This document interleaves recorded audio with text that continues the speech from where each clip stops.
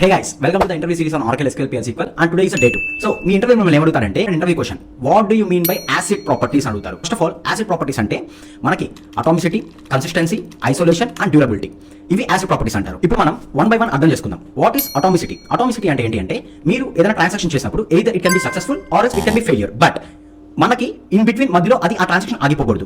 దాన్ని అటామిసిటీ అంటాం. And next consistency అంటే ఏంటి అంటే మీరు ఏదైనా డేటాబేస్ లో ఏదైనా ట్రాన్సాక్షన్ చేసినప్పుడు ఆ ట్రాన్సాక్షన్ రిలేటెడ్ చేంజెస్ మాత్రమే రిఫ్లెక్ట్ అవ్వాలి. అలా రిఫ్లెక్ట్ అవ్వకపోతే అది కన్సిస్టెన్స్ గా లేనట్టు అర్థం. దాన్ని మనం కన్సిస్టెన్సీ అంటాం. And next isolation. This is very important. Isolation అంటే ఏంటి అంటే మనం ప్రెసెంట్ ఏదైనా సపోజ్ 3 ట్రాన్సాక్షన్స్ చేసాం అనుకోండి, ఆ 3 transactions at the same time work అవ్వకూడదు. ఫస్ట్ ఒక ట్రాన్సాక్షన్ వర్క్ అయిన తర్వాత ఇంకో ట్రాన్సాక్షన్ వర్క్ అవ్వాలి. దాన్ని మనం ఐసోలేషన్ అంటాం. And next last one durability అంటే ఏంటి అంటే సపోజ్ మీరు ఏదైనా ట్రాన్సాక్షన్ ని కమిట్ చేశారు, మీరు కమిట్ చేసిన తర్వాత కూడా ఎట్ ఎనీ కాస్ట్ డేటాబేస్ లో ఏం చేంజెస్ చేసినా కానీ ఆ ట్రాన్సాక్షన్ మాత్రం అలానే ఉండాలి. దాన్ని మనం డ్యూరబిలిటీ అంటాం.